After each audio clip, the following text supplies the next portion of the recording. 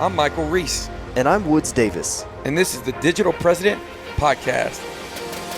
We've cracked the code for generating customers online for every business model. In fact, we wrote the book on it. We've built multiple multi-million-dollar businesses in as little as 90 days. And the one truth that we discovered is the best business model is doing what you love and living your life by strategy. You truly can follow your passion and create the life of your dreams, as long as you have the right strategy. If you're a real estate agent and you'd like to learn how you can partner with us to help you implement our strategies and systems in your business so you can make a lot more money and have a lot more time freedom, all without ever paying us a penny or giving up a percentage of your commission, go to partnershipdetails.com and schedule a call with us today. While it's fresh in your mind, go to partnershipdetails.com. Now on to the podcast. All right, welcome everybody to another episode of the Digital President Podcast. Today we're going to be talking about really probably one of the things we enjoy doing the most, which is really planning for the next year, goal setting. And we're going to take you through a little framework. You know, right now you're probably in a situation, if you're watching this, you could be watching this at the beginning of the year, in the middle of the year. One of the things I don't want to point out is no matter when you start, it doesn't matter, no matter where you are, if you change the goal in which you're trying to accomplish, if you get more clear, if you're making a pivot, these principles and this framework is going to work for you. Now, we do this at the beginning of each year. This is going to be more of an introduction to an actual document, right, that we follow and some of the questions. And our goal is to take you through the planning process, some of the questions we ask, why they're important, and really give you an overall overview, if you will, so that as you're planning your future, you can take the things that you like, chew up the straw, spit out the hay, so to speak, and take bits and parts of this and maybe improve on the process that you're using, or you can take the whole thing and implement it as a process that you use going forward. So my name is Michael Reese, and I'm with your co-host, I'm Woods Davis. How you doing, Woods? Man, I'm doing great. This is one of my favorite times of year, favorite time to get clear. And it just is interesting. We were having a discussion in real time this morning about the very process that we're going to talk about today, as far as setting goals, getting clear on your life by strategy, getting clear on what the next year of your life's going to look like. And man, I'm just excited to be able to take the time out and be really intentional with this. And I know that a lot of value comes from just getting really clear on a vision for your life. Absolutely. And so let's just jump right in, guys. Listen, it's one of my mentors, Mr. Jay Abraham. The thing that he said to me, I'll never forget, Jay Abraham, they call him the $9.4 billion man. The investment to work with Jay is relatively expensive. The first time I worked with him was in 2011. He charged us $50,000 a day. That was kind of his known going fee. But later on in 2014, we had the opportunity to work with him where I spent every Friday with him. And one of the profound statements that he made in one of our first meetings, and this kind of went through one ear and out the other, but I kept on having it replay was, how do you become great if you don't know what greatness looks like? And so really, the first part of our planning process, and I think this is hard for people, but even when we're doing personal planning or when we're doing planning in regards to our lives going forward, not just personal, but really every aspect of our life, it's really taking the time to do a little bit of a self-assessment. And I think this is, hard for people because there's a lot of things that, are holding people back. They might be holding you back, depending on what you're trying to accomplish. It's really hard to accomplish a goal without being congruent to the behaviors and the laws that govern success of that goal, right? And so the good news is that skills can be learned, and no matter where you are right now, you can create a future that you want. But the question is what do you want that to look like? And so part of the first step in the process is really deciding your mindset. And so my challenge to you, and something that I just have awareness, and awareness is something that comes, that not everybody has it. It's something that comes over time if it's a pursuit of inner personal development. But awareness for me is, really looking at the things that have happened in my life over the past year. And then if there's anything that's potentially I'm looking at the wrong way. So I think we referred to it, and this was actually given to us from Jay Abraham, which was, he said, you're either a victim or a victor. And in one of my favorite books on the planet, which is Power versus Force, this is an amazing book. And in this book, it has it's called The Power versus Force, the Hidden Determinants of Human Behavior. I like the book because it gives me the ability to self-reflect. But in the book, it talks about, people who live below, basically have very little consciousness. Think about consciousness as, an animal or a reptile, right? They're just really designed to go out there and seek shelter, seek food, the basic human needs as we all have. That's really what their life exists of every single day is, not die and make sure you eat and live. And, when you start becoming, and one of the things that we have is we have the ability to take account of our agency, the things that are happening to us. And if they're happening to us, that could be repositioned in our mind as being a victim, versus a victor is somebody who is taking account and has what they would call in the book Power versus Force, the courage to say, hey, listen, these things happen, but here's the things that were in my control. Here's the things that I could do differently. Sometimes we refer to it as the 100-0 mindset, which is taking 100% accountability and zero excuses. So the first thing is, and the only reason I want to open up with this is because I've done this exercise with people. I've done it recently. I've done it in the past. I've had casual conversations where I'm just talking to somebody about the concept. And for me, it's really easy to spot somebody who has the wrong mindset. And the problem with this is that you won't be able to see the opportunities and the blessings that you could potentially be awarded, if you will, if you don't look at the things that are happening around you as being in your control. There's always a move on the table. There's always something you can do. There doesn't mean that things don't happen to you, but the question is how do you frame those? Do those become narratives and become part of the reason why you're not successful? Or do these actually become opportunities where you actually reframe them into opportunities to grow? And so one of the exercises that you can do is really lay out kind of your lessons learned for the year, right? Ask yourself, and again, we've taught this a couple different ways. One of the things that I've done in the past is I've had other people, team members, if you're working on a team, sometimes they won't feel comfortable, but let's say someone's watching this and they're working on a team. You might ask, go around in a circle. And if you're trying to really increase your personal development, you might give compliments to a handful of people and ask them, hey, what's one thing you really like about, working with me? What do you think one of my best strengths are? And then what's one of the things that I do that frustrates you that you think makes it harder working with me or being on the team? That information is as good as gold. And, I'll never forget for me personally, I had zero awareness of this. And I created an environment where people felt safe enough to give me feedback, constructive criticism. And the question was asked and it went around the table. When it came back to me, these individuals worked for me. They felt they were employees. They worked for a company that I owned. And I respected their feedback and I respected them and their position in the company, whether they were over customer service, over marketing, whatever it is, to help with the annual planning. And we did this exercise. And I'll remember when two individuals said the same thing. And regardless, I had to let that land and I had to feel that. And basically what they told me was sometimes they asked me questions in regards to something specific, and I give them kind of the whole backstory on why something happened. So for example, let's say me and Woods are supposed to record a podcast. Me and Woods decide not to record it, but the editor is waiting on the file and I didn't tell them. And then I feel like I have to give them the entire backstory on, why the flight was delayed, all of these things that really come across as excuses to be from my perspective.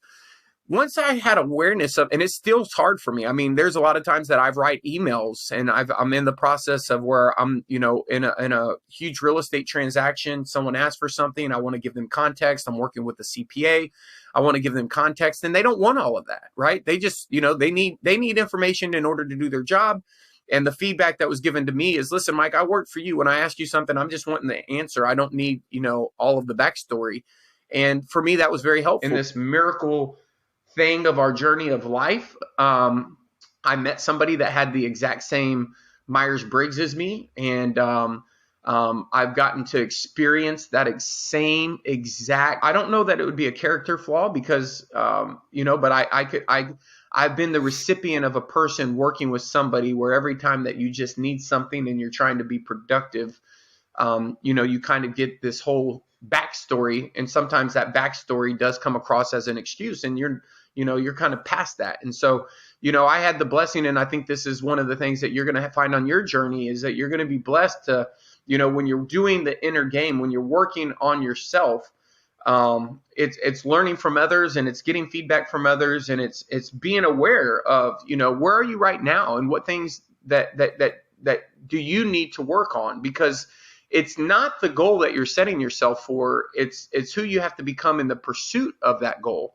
And so again, if you can kind of unravel some of the things that are currently, and this is important because again, I meet a lot of people that are just focused on making money. And unfortunately, it's the law of the lid. They will never, Jim Rohn says, you will never exceed your own personal development, and you'll never grow a team or lead a people. People will not be a part of your vision that operate at a higher level of consciousness than you if you're operating down here, right? And so it's the act of saying, first of all, getting clear on where it is that you're trying to go, right? But as you start to work on that, it's taking the time to assess, where are you at right now? What things happened over the last year that weren't a part of the plan that maybe threw you off? And, identifying things that you can do better and finding those narratives that you've created for yourself and asking yourself, is it true? And I have a colleague of mine that, we were having a conversation and they had a perception on an issue that we were having a conversation around. And this individual said exactly what I agreed with, but in interpretation of what they said and what I heard, it sounded to me like they were arguing a point that clearly didn't need to be argued. As I paused and asked more questions to get clarity, I realized we were on the same page. What I want to emphasize here is that things can be lost in translation in just communication. And what happens is as we go through our year and things happen to us, we anchor these stories, and these stories are usually from the perception of our identity. And it's really easy to move on with our lives if we create these narratives of things that are happening, but it's when we stop and take account, and we take account of what we could have done differently. Is that really true? When we go back and say, hey, listen, here's the lessons learned. You really can't change anything until you have desire. And the first step that you have to make after you have the desire to do something is getting awareness of the things that you're going to need to change, and get, what are you going to do that's in your control in order to, move closer to that goal. What I really like about what you've talked about is, number one, is it seems like you really have awareness of being able to put yourself in a position where you are vulnerable enough to receive feedback from other people. You're seeking that feedback from other people. And one thing that you said that I really liked was you mentioned the word, you called it inner work. This really is work. It takes work. And one of the things that I think I've realized in my personal life is that I can, in order to maintain the proper mindset, it requires work.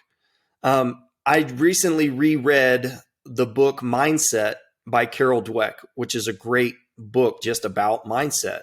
It's all about really having a growth mindset versus a fixed mindset, putting yourself in learner mode versus judger mode. And so that's a constant reset.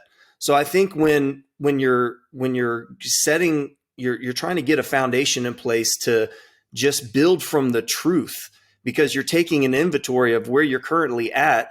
And you really have to build from a foundation of truth, not a false narrative, not a story that you've told yourself, but really what is true. And so to me, I know that the content that I consume, the books that I read are essential to getting myself in the right mindset. Even when we were just talking about, how important exercise is and working out, and how just striving to be your best self, it kind of humbles you, it kind of puts you in the right mindset. So the word inner work, I think, is something that's really important. And I think that that's really kind of the foundation, is to just kind of get reset. If you realize that your mindset's a little off, pick up the book Mindset by Carol Dweck. You mentioned the book Power versus Force, right? But consume some content that'll get you in the right mind, so you're ready to receive that feedback and build from a solid foundation. Yeah. And so let's, if you want to take a moment and let's say you're listening to this, or you're watching it on YouTube, or you're listening to this, write down some of those things. Some of the things that I can tell you I've witnessed in other people is their inability to delegate. You're never going to make $1 million a year doing $5 an hour work. You're never going to make $1 million a year doing $20 an hour work, and so really understanding the division of labor and the work that you do. If it's a financial goal, if that's something that you want to do, it's a financial goal. If it's spending time with your kids, a lot of the times for me, it's finding things that we all enjoy doing, right? I don't want to play Minecraft with my kids, but I do not mind going on a run, playing golf, going fishing, stuff like that. But again, there's a difference in, let's say that I have that intention, and this is a true story, but I'm not actually doing it. If I'm not actually doing what it is that I'm trying to accomplish, the question is, well, do I have anything in my calendar? Have I scheduled anything? Have I sat down with my kids? Like getting, understanding last year versus this year and reflecting, hey, this is the things that I really want to do.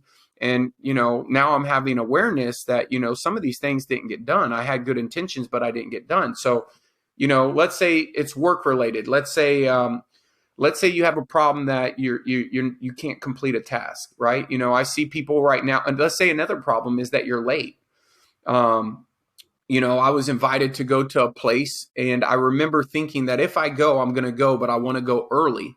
That's the only way that I'm going to go, because if I go early, I'll be able to find a chair, sit by a specific person in a specific location. I don't want to be stuck up front, not able to leave, feeling uncomfortable to get up because of, being in the group. And I was waiting on somebody, and I was waiting. And, literally 12, 15 minutes later, after the time we were supposed to arrive, I left and departed for that. And I just remember thinking, like, I wouldn't even went and agreed to go if we were going to show up late. That's just me. But I was denied that opportunity because of someone's inability to be on time, right? And that's out of disrespect of my time. And so, let's say you're the opposite. Let's say you're a time vampire. Let's say you're somebody who you need that pat on the back. So every time you get a little accomplishment, you barge into someone's office and go tell them a story about what you did, or maybe it's even worse. You're telling them about something someone else didn't do because you're in the business where you get fulfillment because your lack of confidence and focusing on other people, that you're judging others and you're having conversation. When somebody walks up to me and the people that are vibrating at the level I'm vibrating, and you come up and you're talking about somebody else and things that they didn't do out of context of any conversation, just to randomly be gossiping, and it's negative. I mean, I can sit there for a minute, but I'm trying to bail. I'm not trying to be that's not the where I hang out. I don't hang out there. There's nothing productive there. Now, I've been in situations where I've been in the room and I allowed those things to happen because I had no awareness. But the question is, are you being a time vampire?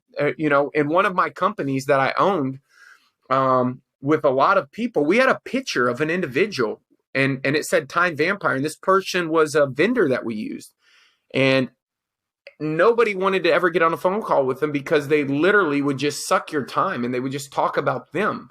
That person's probably been living like that for 30 years and will continue because no one's ever taken the time to, first of all, he's never taken the time to solicit feedback for someone to tell him and make them feel comfortable telling them. Maybe you don't know your numbers. Maybe you truthfully haven't invested in your business. I mean, have you truthfully made an investment into your business? And if you did make an investment in your business and it didn't work, does that mean investing in your business doesn't work? Or does that mean that, like Michael, investing in grocery carts without calling my mentor who already did it, who told me it didn't work for him either, is that me fundamentally having a problem with how I make decisions on how do I invest my money? And as I reflect and I looked where I lost my money, I can say, okay, lessons learned. I made that investment. It was a bad investment. I could have done this. I could have done this. I could have done this. Going forward, here's what I'm going to do differently, right? One of mine, and I hate to put this on put it on record, but there's been times where I've made investments in stocks, and that stock goes from being worth X to Y, and then goes to all the way to Z and goes down. And I know that I can do a trailing stop where I can come up with a number that I'm willing to not lose more than, and I can be obedient because I've learned with experience, right? It's way harder to, make up for a loss in a stock that drops by 40% when I could have just, set some, parameters up front that says, hey, listen, here's where I'm at. Here's where I want to get out. This is my assumptions based around this investment versus emotionally trying to win my money back. You see people when they're gambling and they lose money and then they just want to get back to even. And so, are even worse than that. Maybe you're a perfectionist, right? And like you have so many things that aren't getting done because you're always trying to be a perfectionist.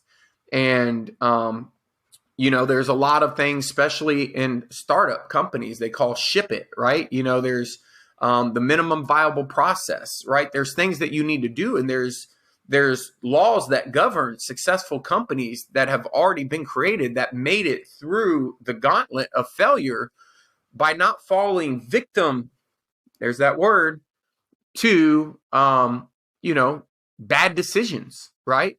And so what could you do differently? What could you have done? And I think really the best thing you can do, lessons learned are one of the best things you can do, and look at all of the areas in your life. I pledge that I've done it, but I promise you, I still have 2 more days, over my personal planning for my life by strategy. And just sharing this with you and just some things that I didn't think about when I did it the first time, I'm excited to go reflect on those things, because once I do, and once I become aware, now I have the gift of choice on whether I want to make those same decisions.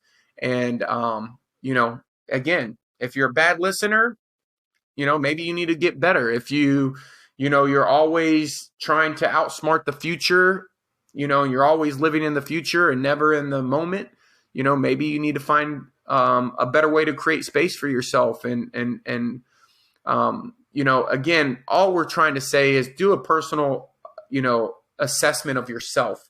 And once you've completed that assessment and you have a good profile of where you currently are, now you can really get to the things that matter the most. What changes, right? What sacrifices, what skills, what books, what mentors, what people. How are you going to become a better version of yourself this year than last year? What work are you going to do on yourself, not anybody else, on yourself? And I promise you, and this is another quote from Jim Rohn, is if you don't have everything you want in life, it's simply you haven't learned something. And so the question is, maybe you haven't learned to a framework for doing, work on yourself. And that's what this episode is about. This episode is about giving you framework to win before you start, which is, not making the same mistakes twice, and, getting better, learning from your mistakes, getting better over time. One of the best gifts you can have is turning your mindset as a failure is not a failure. You either win or you learn. And it's the accumulation of those learnings over time that allow you to be more decisive and make better decisions and take even more massive action and grow even faster than you would have. And you can sometimes do more than in 1 year than you did in the previous decade, just simply because your ability to make a decision and be more decisive based upon the things that you thought were negatives, which were actually the true blessing. And it's the process. That decision, it really starts too. I think one of the best things that you can really do, especially right now, if you're listening to this and this is making sense, I know that, even some of our conversations have prompted me to drop additional time in the calendar just to focus on it, just to work on it. I mean, we put time in the calendar for so many different things, especially just the tactical day-to-day business operations of, running your business or running your life. But how much time is in the calendar to sit down and be strategic and plan your life, to plan on working on yourself, to work on your personal development? And it's really you're what you're doing when you do that is you're planning on making an investment. You're investing in yourself. You might not be investing money, but you're investing time. And I think that especially as you start to identify these goals and get clear on the things, number one, of where you're at, get the inventory of, all of the things that you really need to change, that you really need to work on. Well, once you've identified those things, well, where are you going to invest time and where are you going to invest money in order to level all of those things up? Every single goal I've set that's been a big goal has required me to make the investment of time and usually the investment of money. And so it's kind of like, put your money where your mouth is. When you make a commitment, when you really make a commitment, you can say that you want to do something, but when it's in your calendar and you've got a plan to execute that thing, or even better, when you've made an investment, whether that's a coach, whether that's equipment, whether that's training, whether that's, another person who's going to hire somebody in your business that's going to actually help you execute the thing that you're trying to do. I feel like that's where you start to really get traction. And that's where the rubber hits the road is when you're really committed, is when you put the time in the calendar and you put some money behind, you've invested in helping yourself grow. Yeah. So, the thing is life by strategy. Once you've done this assessment and really, we'll dive a little bit deeper into this. And this is kind of the first phase of planning the next year. We've given you some examples. You got to remember that the difference between a good strategy and a bad strategy is the difference between the problem you're going to solve. An example would be, let's say you have a car and you have no gas. And, you go out and you're trying to get from point A to point B, and you spend your time on getting the map, loading, maybe packing food, maybe you're going to the beach, 2 hours away. You do all of that right, but you don't bring enough money for gas. You've really, at the end of the day, solved all of the problems, but the one problem that was most important with you getting to your destination. And that's a metaphor, but people do it all the time. And your question that you want to do is to have a good strategy is you want to solve the right problem. So when you're doing this assessment, what we like to do is talk about, doing a personal SWOT. So, and doing this, again, you're doing this self-assessment, then you're kind of doing a SWOT where you're reflecting on yourself still, and you're thinking about what are all my strengths. So for an example, one of the things that Wood said is time management. Maybe that's a strength. Maybe that's a weakness. Maybe that's an opportunity for you. Maybe it's a threat, right? Maybe there's people that work with you that are no longer going to work with you in the future if you don't get a handle on managing your time, right? And so when it comes to doing a SWOT, you have your strengths, weakness, opportunities, and threats. After you've kind of gone through this personal assessment of lessons learned, and you start to really migrate over into the SWOT, what you want to do is what you're trying to do is you're trying to align. You want to mitigate your threats. You want to take advantage of your strengths. You want to prioritize your opportunities, right? You might want to hire to your weaknesses, right? So let's say, I see it all the time. People who are not technically savvy, all they do is repeat that narrative that I'm not technically savvy. Well, let's face it, you don't have to be technically savvy. You can hire somebody that's technically savvy. Mm-hmm. Now, you might be terrible at hiring. You might be terrible at managing. You might be terrible at delegating. You might be terrible at meeting timelines and deadlines. You might be terrible at organizing. There might be things that you're going to have to do in your life in order to get better, in order to work with other people and do it in a way that's meaningful and produces enough value in the marketplace that you're able to hire this person. But like if you hire people and you don't give them clear directives and you don't do the part that you're supposed to do, you hire them to solve a problem and that problem is no longer a problem. So you're not getting constant feedback from that person. And so they're operating at, a very very small fraction of their total capacity. You might need to work on yourself. You might say, okay, well, I don't want to do this because if I do this, I really suck at that. I really need to get this person in place because of these other things. So it's just organizing, what are your strengths? What are your weaknesses? What are your opportunities? What are your threats? Again, we're doing this personal assessment, but again, what I want you to also understand is that, our goal is to get to a problem statement, right? Our goal, again, I'm not setting your goal. You set your goal. This isn't about getting on and saying whether your goal should be to do this, do that, and do this, or, that's something that you have to decide for yourself. That's kind of like the, and we could get into strategy, which would be like how to set a better goal. I think that, like why we chose this over that, what's the kernel of the strategy. But at the 10,000 foot level, the question is that you have to translate, where you are as a person. I meet people right now. And the reason I'm spending so much time on this is I meet people that live in what we call as a reported world. And that reported world is not the world I live in. I live in a created world. And the difference between those two worlds is in one world, you're operating by kind of the things that have been reported to you on how things are supposed to work, right? You don't buy a house sight unseen. You don't put $100,000 non-refundable down. That's crazy. That's ludicrous. The question is if you were going to put $100,000 down and you were going to have a house that was sight unseen by you, what would you do? How would you go about it? How would you make that choice, right? And I use that as an example because in a created world, I didn't fall victim. Again, I don't want to even use that word, but I was not a part of that. When I moved to Puerto Rico and, looked at several properties and, we all can relate being in our current fields, how hard it is to find a property. When I moved to Puerto Rico, one of the challenges that I had that many more people had, and the same thing is when I decided to do the Ironman, same thing. It was almost impossible to find a bike on this island, but I found a bike, right?